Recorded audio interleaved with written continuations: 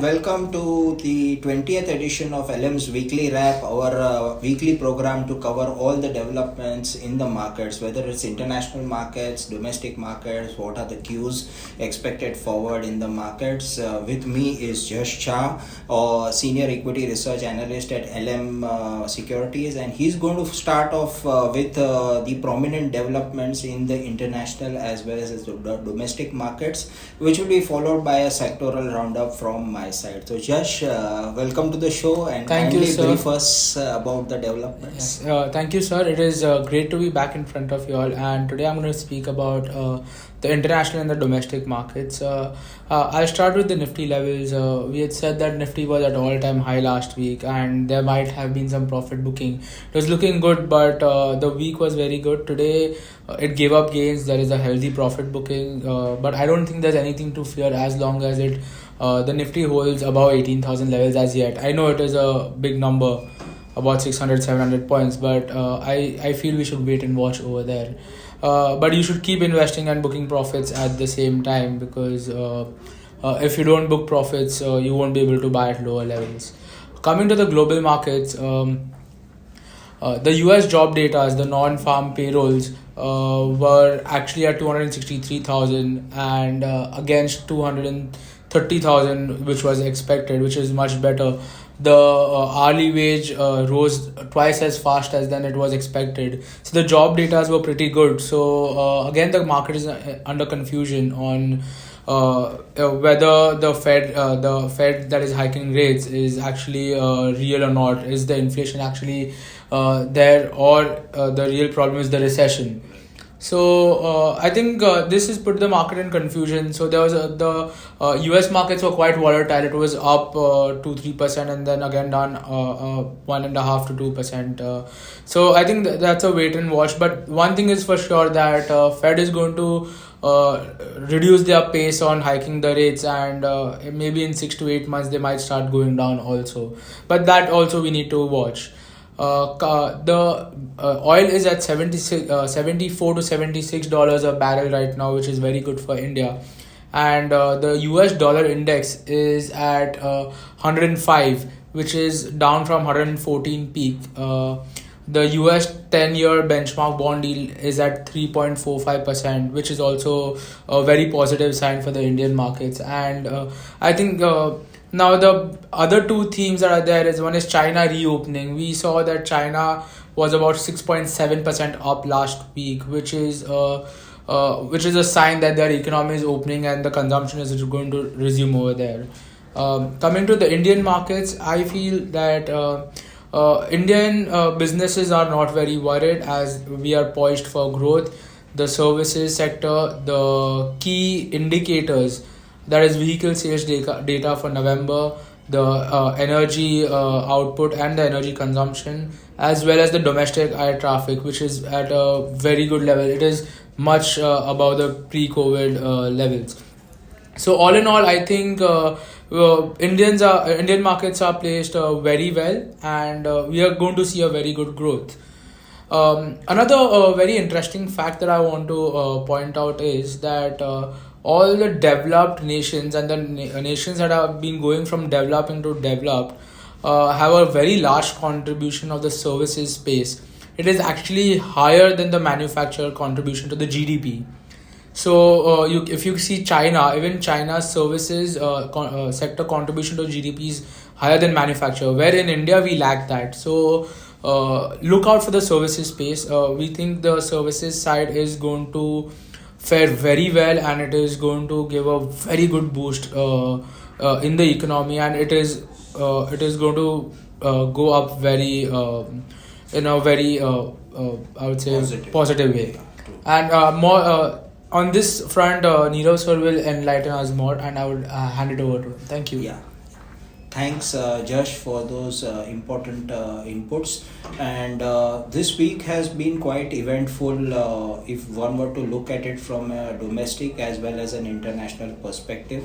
First of all, the RBI governor's speech and what he has spoken with respect, three important aspects which need to be covered. The first is that inflation continues to be very, very sticky and elevated. It is broad based, so the challenge of fighting inflation is going to persist. Second is about the rural economy. The rural economy is showing green shoots of recovery. We are seeing the Rabi area, the area which is being sown for the Rabi crop, is up about 6.8%. So this augurs extremely well for rural economy. It augurs well for FMCG sector in general, cement space, two-wheelers, etc., which are widely used in the rural economy. Third important factor is about the fact that the oil prices have also started coming down. So I think some very important pointers have come out of the RBI governor's speech. Again, he has also reiterated one very important factor, that the big challenges are about the food security, the climate related changes, energy security. These are all important factors to watch out for.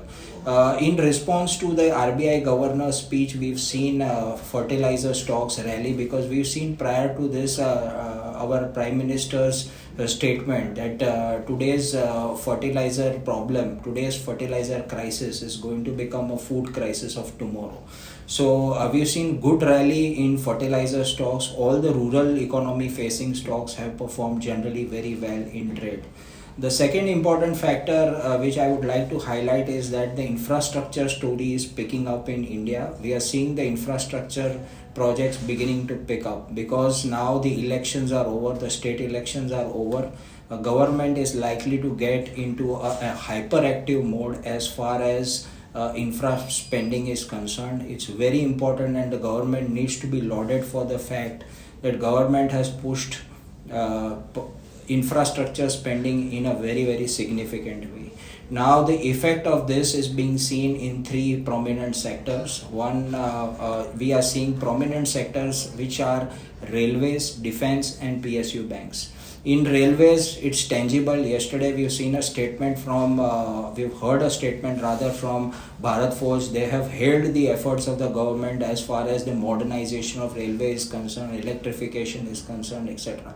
So, a lot of developments are clearly visible on the ground. Last week, Siemens has won an important order for the 9000 HP locomotives.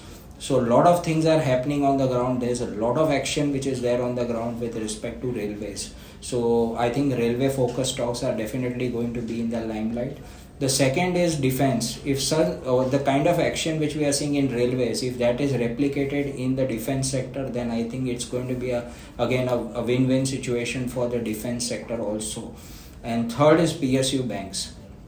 If PSU banks are able to clean their balance sheets, etc., then the valuations which we are seeing at the moment is just the tip of the iceberg.